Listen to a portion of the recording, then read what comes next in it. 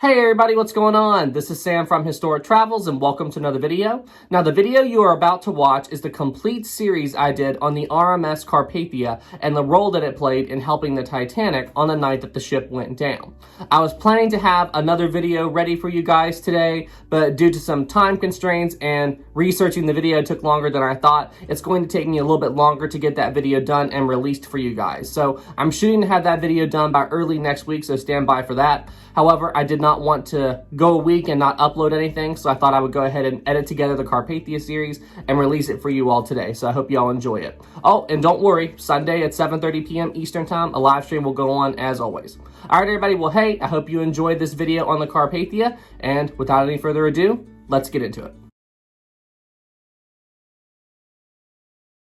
Hey everybody, what's going on? This is Sam from Historic Travels and welcome to another video. And as always, before we get started today, I'd just like to take a quick moment to welcome all my new subs and to thank everybody who's been leaving me comments and messages down below. Thank you all so much, I really appreciate it. And if you would like to take a couple extra steps to help support the channel a little bit more, there's a merch store and a Patreon for this channel in the links below. Thank you all so much for all your support. Alright guys, well hey, you all voted for it, so that's the video you all are going to get. For today's video, we're going to be telling the story of the RMS Carpathia and the role that this ship played on the night that the RMS Titanic went down. Now, just to clarify here, we're not going to be telling the complete story of the Carpathia in this video, meaning the entire life of the ship. We're only going to focus on what happened to the Carpathia and the role that it played on the night that the Titanic sank.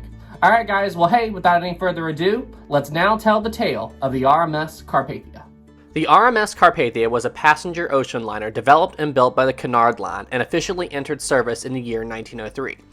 The Carpathia was a well-liked vessel, and everybody who sailed on the ship said it was one of the most comfortable vessels that they had ever sailed on. Now, the reason the Carpathia is so famous today is because the Carpathia was the first ship to arrive at the location at which the RMS Titanic went down. And it was the Carpathia that was responsible for rescuing all the survivors from the Titanic disaster. Now, anybody who studies the Titanic disaster already knows that the Carpathia was the ship to respond to the Titanic's distress call, and ultimately was the ship to go and rescue the Titanic survivors after the Titanic went down. However, most people don't know the full story of the Carpathia and what events occurred that allowed the Carpathia to be able to respond to the Titanic's distress call in the first place. Did you know that it was somewhat of a miracle that the Carpathia even heard the Titanic's distress call at all? So, for the rest of this video, I'm now going to go over the series of events that occurred with the Carpathia that ultimately allowed it to be the rescuer of all the people who were on board the Titanic during its final night afloat. It is Sunday, April 14th, 1912, 11:46 p.m. The RMS Titanic has just struck an iceberg on the starboard side below the waterline and is now slowly beginning to sink. At this early stage in the sinking, everybody on board the Titanic would not yet know how serious of a situation they were in. However, it wouldn't take long before everybody on board the Titanic found out that the damage to the Titanic from the iceberg impact was worse than they could possibly imagine. At the exact same time all of this was going on with the Titanic, the RMS Carpathia was steaming east from New York City, bound for a city called Rijeka, located in the country of Croatia. However, it's important to note that in 1912, this same city was called Fiume, and it was part of the country of Austria at the time. Now, there are two people on board the RMS Carpathia that would play a crucial role in getting the Carpathia to the Titanic's position on the night of the sinking. If it wasn't for these two people, then it's very possible that the Carpathia wouldn't have even known that the Titanic was in trouble. The first person you need to be aware of is the Carpathia's captain, a man by the name of Arthur Rostron. His actions on board the RMS Carpathia on the night that the Titanic went down are a big reason why the Carpathia was able to respond to the Titanic disaster so quickly. And the second person you need to be aware of who was on board the Carpathia was the Carpathia's wireless radio operator, a man by the name of Harold Cottam. It's thanks to him that the Carpathia was even aware of the dangerous situation the Titanic was in. If it wasn't for Harold Cottam, then the Carpathia would have never known that the Titanic was sinking until it was long too late to help anybody who was on board the doomed liner. Now, the Titanic's first distress signal left the vessel at roughly 12:27 a.m. on Monday, April 15, 1912. Now, at the time that the Titanic began sending out this distress signal, the Carpathia was located roughly 58 nautical miles away from the Titanic. Now, even though it was this far away, it was well within range of the Titanic's radio system. However, the Carpathia at this time did not pick up any of the distress calls from the Titanic. This is because Harold Cottam's shift on the Carpathia's radio system had ended about 30 minutes before. So, at the time that the Titanic began broadcasting a distress signal, Harold Cottam was on the Carpathia's bridge having a conversation with some of the Carpathia's bridge officers. However, as luck would have it, when Harold Cottam returned to the wireless room and began locking everything up before he went to bed, he decided to turn on the Carpathia's radio system one final time and listen to any messages out there to see if he could hear what was going on this particular evening. And it's because he decided to do this, he heard the distress call from the Titanic and was able to respond to this dangerous situation that the Titanic was in. At roughly 12:34 a.m., Harold Cottam switched back on the RMS Carpathia's radio system and began listening to messages traveling across the Atlantic. Now, at this time, he still didn't hear any distress calls from the Titanic, but what he did hear was that Cape Cod, Massachusetts had a lot of private messages that it was trying to send to the RMS Titanic. These messages would have most likely been messages for some of the Titanic's passengers from family members back home. Now, when the Carpathia's wireless operator, Harold Cottam, heard these messages, he tried to contact the Titanic just to let them know, hey, Cape Cod's got a bunch of messages for you. Now, before Harold Cottam had even finished sending this message, Jack Phillips, the wireless radio operator on board the Titanic, heard the Carpathia sending this message, and Jack Phillips interrupted Harold Cottam and said, come at once, we are sinking. This is a CQD, old man. Now, whenever you hear Jack Phillips say the word old man, this was basically a slang term that Jack Phillips used whenever he was talking to his friend Harold Cottam. Harold Cottam and Jack Phillips were friends with each other, and they always liked to use the phrase old man whenever they were communicating with each other. Now, Harold Cottam heard this message, and he asked the Titanic operator Jack Phillips, should I contact my captain? At which Jack Phillips said, yes, come at once. So at this point, Harold Cottam rushed to the bridge of the Carpathia to let them know of what he had just learned about the horrible situation that was unfolding on board the RMS Titanic. Once Harold Cottam received a distress call from the Titanic, he immediately rushed to the Carpathia's bridge to let the bridge officers there know what was going on with the RMS Titanic. Now, it's important to note that at the time Harold Cottam received the Titanic's distress call and ran to the bridge, it was roughly 12:41 a.m. on board the Carpathia. By this time, the Carpathia's captain had already retired for the evening and he was in bed. The only people on the Carpathia's bridge at this time were the Carpathia's bridge officers. Now, when Harold Cottam made it to the Carpathia's bridge, he began to freak out and he began telling everybody on the bridge, the Titanic is sinking, we have to go and help. Now, when the Carpathia's bridge officers heard this, they literally just looked at Harold and laughed at him. They said, the Titanic isn't sinking, someone is pulling a joke on you. Believe it or not, at this point in time, there were already jokesters using Marconi wireless technology to send out fake SOS calls from other ships pretending these ships were sinking in order to try to pull jokes on other ships. So, basically in 1912, there were trolls on Marconi wireless, just like we have trolls on the internet today. People never change. Even 100 years ago, people were basically the same as they are now, which is crazy.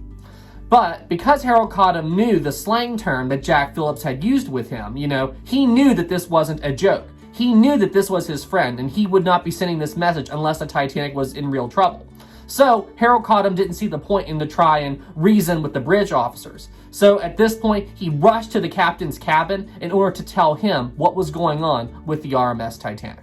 Now, when Harold Cottam left the Carpathia's bridge, the bridge officers on board the Carpathia grew very concerned, because at this point in time, they thought the whole idea that the Titanic was sinking was still a joke. And then they saw Harold run off of the bridge and head for the captain's cabin, so a few of the bridge officers decided to run after him to try to stop him from waking up the captain.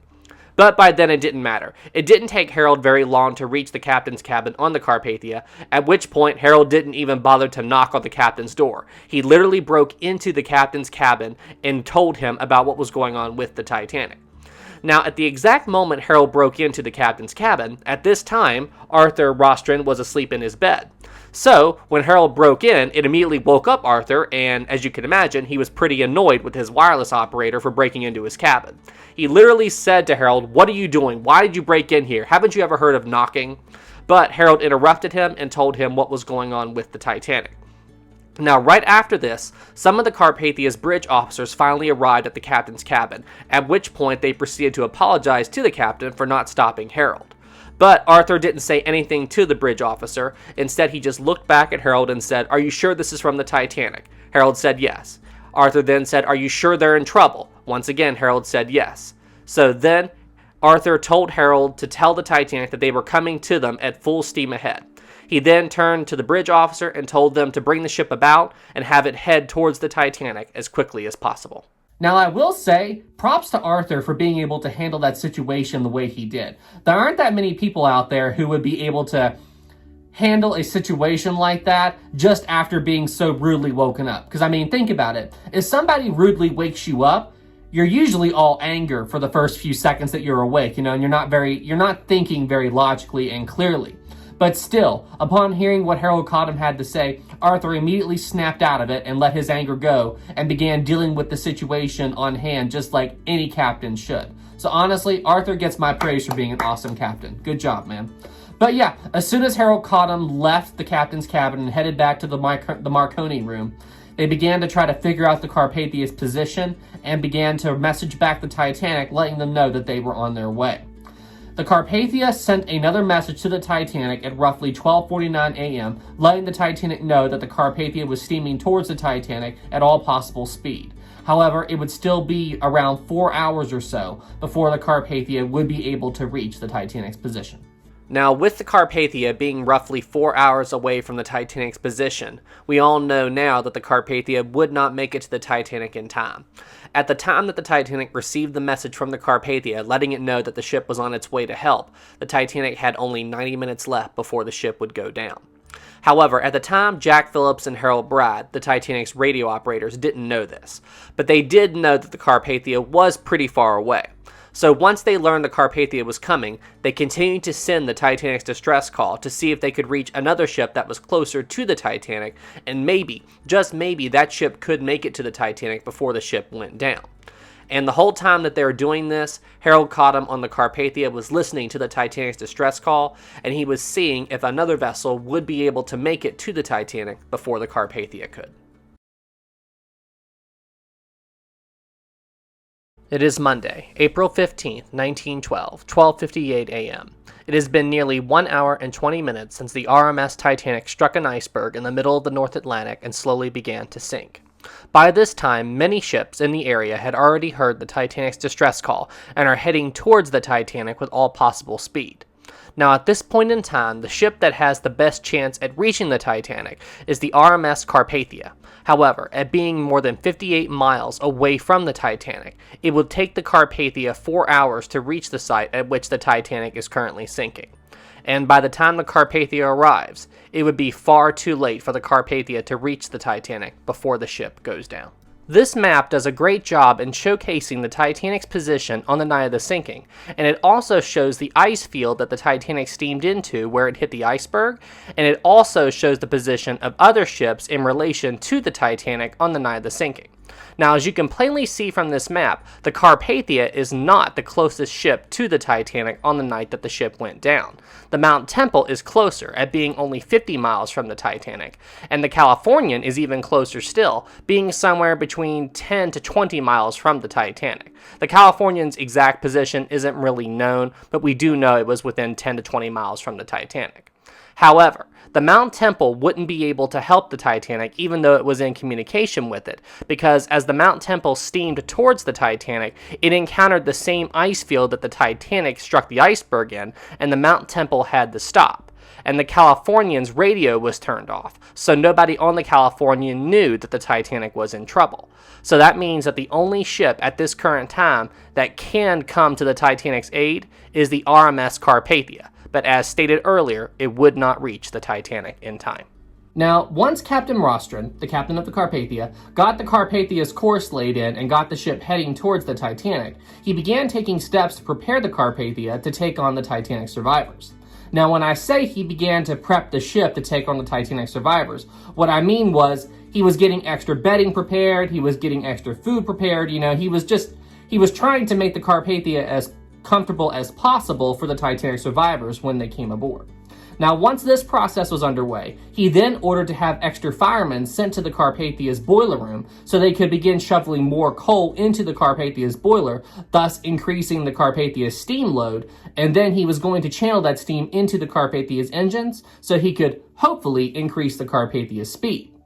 Now, to further help this effort, he shut off the Carpathia's hot water system and the Carpathia's heating system. He wanted all steam that was being generated by the Carpathia's boilers to go to the Carpathia's engines, nowhere else. Now, by doing this, he was able to increase the Carpathia's speed a bit, but he did something that I would consider to be very dangerous after all this. You see, Captain Rostron actually overpressurized the Carpathia's boilers in order to increase the Carpathia's speed even further. Now, in case you don't know this, overpressurizing a boiler is a very, very dangerous thing to do, because if you overpressurize a boiler, it could potentially explode. But luckily in this instance, it didn't explode and the Carpathia was able to handle this overpressurized load in the boilers this time. But as I said, it's a risky thing to do. Now, under normal circumstances, the Carpathia has a maximum speed of 14.5 knots. However, thanks to these extra efforts taken by Captain Rostron, he was able to increase the Carpathia's speed up to 17.5 knots. Theoretically, it was somewhere between 17 and 17.5. Now, the Carpathia was by no means designed to go this fast, and by some accounts, he damaged the Carpathia's engines by pushing them this fast. Now, because of all this, he was able to reach the site at which the Titanic went down a little bit sooner than expected. However, we're jumping ahead a bit. I'll talk more about that in a little bit. But for now, you now know how the Carpathia was proceeding towards the Titanic and what incredible risk Captain Rostron took in order to get his ship to the site at which the Titanic was sinking as quickly as possible. However, what Captain Rostron and the Carpathia's wireless operator Harold Cottam don't know is that while they are currently steaming towards the Titanic's general location, they are in fact not steaming directly towards the Titanic. You see, due to a navigational error made by the Titanic's fourth officer, whose name was Boxhall, he accidentally placed the Titanic about 13 miles further west than where the Titanic actually was. And this was the coordinates he gave to the Titanic's wireless operators to put into the Titanic's distress call. So that means as the Carpathia is steaming towards the Titanic, they are in fact approaching the Titanic's position 13 miles further east than where they should actually be steaming. Now, one thing I need you all to understand is I'm not trying to make Boxhall look bad here or anything. I mean, sure, it is true that he got the Titanic's position slightly off when he was figuring out the ship's position on the ocean, but what you have to understand is in 1912, trying to figure out a ship's exact position was a very complicated thing to do. And given how much stuff was going on board the Titanic at the time that he was trying to figure out where the ship was, to be perfectly honest with you, I'm surprised he got the answer within 13 miles of where the Titanic was. I mean, it's a very complex thing to do, and given how stressed he was and everything, I think he did quite well given the circumstances. So I don't want any of you all out there to hate on Boxhall for getting the Titanic's coordinates slightly off. Now, jumping back to the Carpathia here. While the Carpathia was steaming towards where it thought the Titanic was, basically what ended up happening was, by sheer chance, this error in navigation would actually end up fixing itself. But I'll talk more about that in a minute. For now, what I want you all to think about is the Carpathia currently steaming towards the Titanic's position with all possible speed. While the Carpathia was steaming towards the Titanic's position, Harold Cottam was still on the Carpathia's wireless system, listening to the Titanic's distress call. And he was also listening to the response of other ships that were also tuning in to the Titanic's distress call. Now, there's an incredible video out there called Titanic in Her Own Words, where it takes the dots and dashes of Morse code that the Titanic was sending out on the night of the sinking and puts English text on them.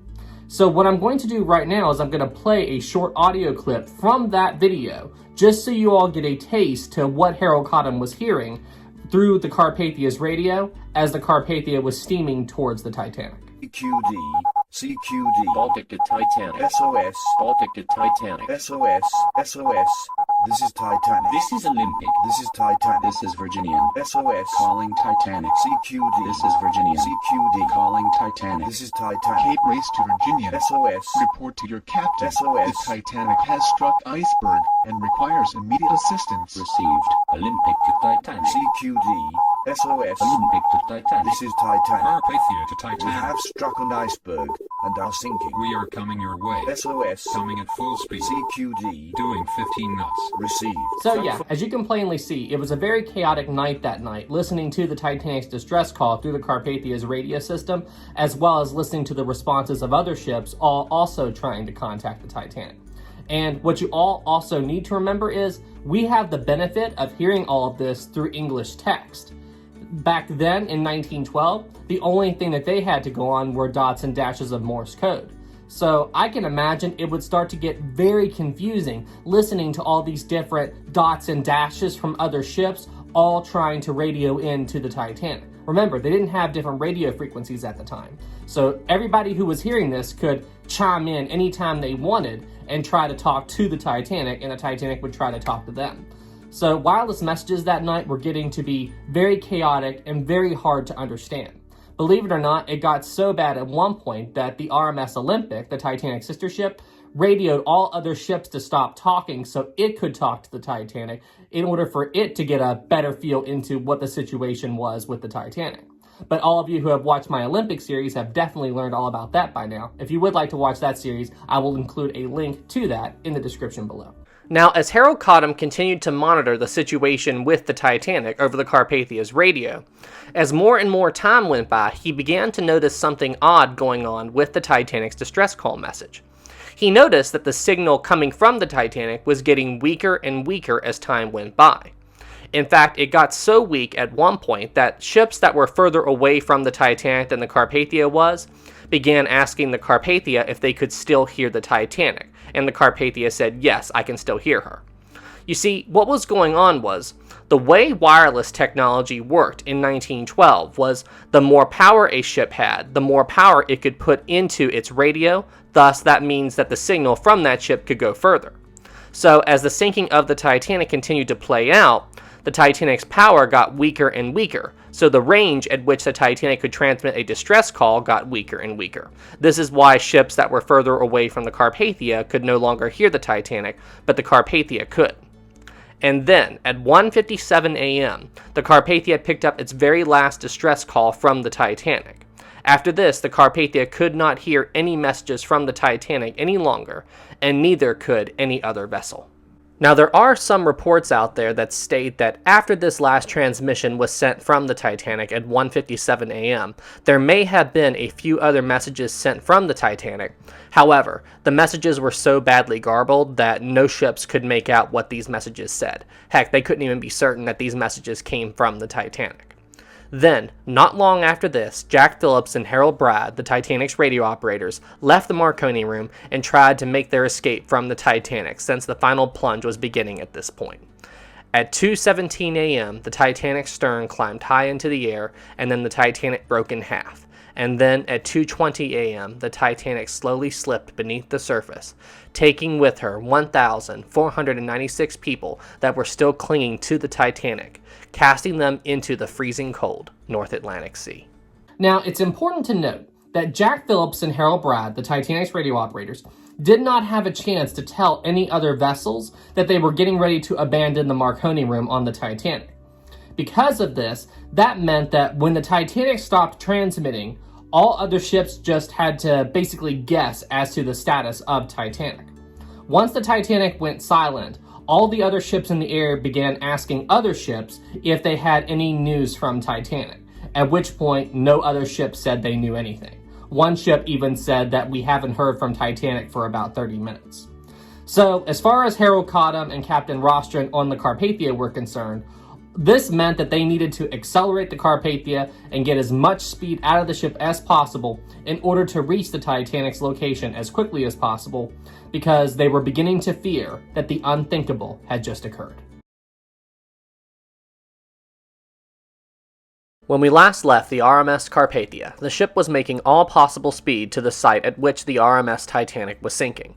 The Carpathia's wireless operator, Harold Cottam, had been listening to the Titanic's distress calls for the past several hours. Then, at 1:57 a.m., the Titanic went silent, and Harold Cottam had no idea why. Unfortunately, we all know why. Because at 1:57 a.m. the Titanic lost its ability to send wireless transmissions, and then at 2:20 a.m. the RMS Titanic, the world's biggest and most luxurious vessel ever built, just sank into the middle of the North Atlantic, casting 1,496 people that were still on board the ship into the freezing cold North Atlantic Sea. At the exact same time that the Titanic went down, the Carpathia was still a fairly good distance away from the Titanic. Now, as the Carpathia continued to steam towards the Titanic's location, the Carpathia entered the Titanic's ice field, the ice field at which it sunk in, at roughly 2:40 a.m. Now remember, at this current time, the Carpathia is still steaming towards the wrong location in search of the Titanic. This is because the Titanic was broadcasting the wrong distress coordinates throughout the sinking. Now, as the Carpathia continued to steam into this ice field, Captain Rostron was on the Carpathia's bridge looking ahead, trying to keep a sharp eye out for icebergs or other hazards that might be in front of the Carpathia. And then, Captain Rostron noticed something interesting off the Carpathia's port side. He saw what appeared to be a green light hovering pretty high off of the horizon, which means that this green light was hovering above where the horizon line was. He didn't know what this was, but when Captain Rostron saw this, he thought it was the Titanic. So he began to change course and head towards this green light, hoping that the Titanic was still afloat. Now, when Captain Rostron saw this green light on the horizon, and the reason he thought this green light was the Titanic was, when he saw this light, he thought he was looking at one of the Titanic's navigation lights. Now, these may have been called running lights in 1912. If I'm wrong about that, please correct me in the comments below. However, for the sake of this video, I'm just going to keep referring to them as navigation lights. So, for those of you who don't know, a navigation light is basically a light that is put on a ship to help another ship see your ship if it's observing it from afar. And then the color of these lights change depending on which side of a ship you are looking at. Now, in the case of Titanic, the Titanic's navigation lights were located on the Titanic's bridge wing. There was a green light on the Titanic's starboard side bridge wing, and there was a red light on the Titanic's port side bridge wing. So that means that if you're on another ship and you see a green light and you're observing the Titanic, that means you're observing the Titanic from the ship's starboard side. And if you see a red light while you're observing the Titanic, that means you're observing the Titanic from the ship's port side. So that means that when Captain Rostron on the Carpathia saw this green light on the horizon, he thought he was observing the Titanic's green starboard side navigation light. So when he saw this green light on the horizon, he immediately changed course and had the Carpathia steam towards this light with all possible speed. But in reality, these green lights that the Carpathia was seeing were actually flares being lit up by Titanic's 4th officer, Boxhall. You see, 4th Officer Boxhall was in lifeboat number 2, and he was periodically lighting these green flares as a way to try to keep all of the lifeboats together and organized while these lifeboats waited for rescue. So, because Boxhall was lighting up these green flares, it allowed the Carpathia to see the green light from the flares, which allowed the Carpathia to know in which general direction to steam in order to locate the Titanic survivors. Boy, I tell you, it really is a good thing that Boxhall had those flares with him and that he was periodically lighting these flares in order to try to organize the Titanic's lifeboats, because if he hadn't had this, the Carpathia would have continued to steam on to the area at which it thought the Titanic was at, and it would have taken a lot longer for the Carpathia to locate the Titanic survivors. Now, there's one thing about this story with Boxhall, the green flares, and the Carpathia that has always bothered me. You see, at the time that the Carpathia noticed the green light from the flares, the Carpathia was around 18 to 20 miles away from the area at which the Titanic went down. Now, I don't know for certain how far light can travel across the ocean under normal conditions, but I found it hard to believe that the green light from a flare was able to reach the Carpathia at 20 miles away. However, I do have a theory that may have helped the Carpathia see the light from this green flare. In case you didn't know this, there was a weird optical illusion effect going on in the area at which the Titanic went down on the night of the sinking. And I believe that optical illusion may have helped the Carpathia locate the Titanic survivors. Now, I'm not going to go into any detail about that in this video. I already made an entire video covering that topic, but if you would like to learn more about that, I will include a link to that video in the description below. Over the course of the next hour, the Carpathia quickly steamed towards the site at which this green light had been spotted from. But what you have to remember is, at this current time, the Carpathia is currently within the exact same ice field that the Titanic had just sunk in. And as they were steaming closer and closer towards the location that this green light had been spotted from, they began to see more and more icebergs and growlers all around the Carpathia. For those of you who don't know, a growler is basically a small iceberg. And what you also have to remember is the Carpathia is steaming through this ice field, traveling somewhere between 17 to 17.5 knots. Captain Rostron later said that it was a constant battle to keep the Carpathia from hitting one of these icebergs, due to the speed at which the Carpathia was sailing through it. So that means that if the Carpathia had struck one of these bergs, traveling at the speed that it was, then it's very possible the Carpathia would have sunk as well, laying on the seafloor right beside the RMS Titanic. However, thanks to the efforts of Captain Rostron and his crew, the Carpathia was able to successfully navigate around all of these icebergs and reach the site at which the RMS Titanic had went down. The Carpathia reached this location somewhere between 3:30 and 4 a.m. And as the Carpathia began to approach this area, the Carpathia began to shoot off flares to let everybody who had just survived the Titanic disaster and was currently waiting for rescue in one of the Titanic's lifeboats, that help had finally arrived. The first lifeboat to reach the Carpathia from Titanic was lifeboat number 2. This lifeboat reached the Carpathia and was brought aboard at roughly 4:10 a.m. Then, as the sun slowly began to rise over the Atlantic, more and more of the Titanic's lifeboats began to make their way towards the Carpathia. The rescue effort took roughly 4.5 hours, and in that amount of time, 705 survivors were rescued from the Atlantic Ocean, having just survived the sinking of the Titanic. Once on board the Carpathia, the Titanic survivors were given blankets and coffee, and they were given the option to go below deck and rest in the Carpathia's main dining room. And while some of the Titanic survivors did do this, many of the other survivors chose to stay on the Carpathia's boat deck and look out across the Atlantic for their loved ones who were not yet on board the Carpathia. However, there would be no other survivors found from the Titanic disaster. With the exception of those who were in the Titanic's lifeboats, there would be no people found alive in the waters surrounding the area while the rescue effort was underway. Now, while the Carpathia was busy picking up the Titanic survivors, Harold Cottam was busy on the Carpathia's wireless system, letting all the ships in the area know what had just happened with the Titanic. Before the Carpathia left the area, another ship, the SS Californian, arrived at the site that the Carpathia was at and wondered if it could do anything to help. For those of you who don't remember, the Californian was the ship that was close enough to help the Titanic. However, the radio on the Californian wasn't on while the ship was sinking, so it didn't know what was going on.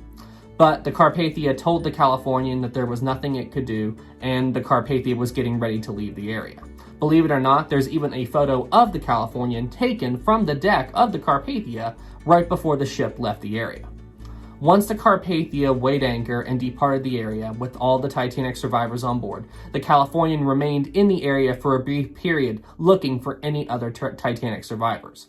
But unfortunately, the only thing the Californian found were dead bodies and wreckage. So after a brief search, the Californian left the area and resumed its course. Once the Carpathia had all of the Titanic survivors on board, they began to try to decide what to do with all of the Titanic survivors. Should the Carpathia take all of these people back to New York City? Should they be transferred to another White Star Line ship?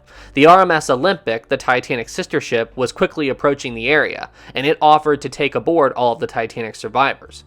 However, J. Bruce Ismay, the head of the White Star Line, who had just been rescued and was now on board the Carpathia, made the decision to not let the Olympic take on the Titanic survivors. Having being the near identical twin to the Titanic, Ismay was afraid that seeing the Olympic might cause some of the Titanic survivors to have a panic attack.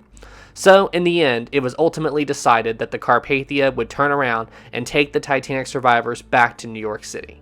Once the Carpathia left the site at which the Titanic went down, it took the Carpathia several days to reach New York City.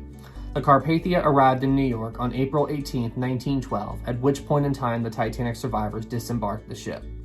However, even though these people did survive the sinking of the Titanic, their lives would be forever altered by those events that they experienced on April 15, 1912. Not one person who survived the sinking of the Titanic would be unaffected by those events, and they would have to carry the memory and horror of what they experienced on that night for the rest of their lives. Well guys, now all of you know the story of the Carpathia and the role that it played in helping the Titanic on the night that the ship went down. Now, if any of you would like to know what happened next, like what happened to the Titanic survivors after they reached New York, what happened to Ismay, and the story of the Titanic following the sinking, I did make an entire video about that called The Fallout of the Titanic Disaster. I will include a link to that video in the description below, so feel free to check that out. But anyway, guys, thank you all so much for watching. I hope you enjoyed this video and found it interesting, and thank you all for joining me in the tale of the Carpathia. You all are awesome. All right, everybody, well, hey, you all stay safe out there, and I will see you in the next one. Have a good day, everybody. Thank you all so much for tuning in. Special thanks to our captain level Patreon supporters, Olivia Julius, Canadian, Greg Gatlick, and Callum Whaley. Thank you all so much for all the support.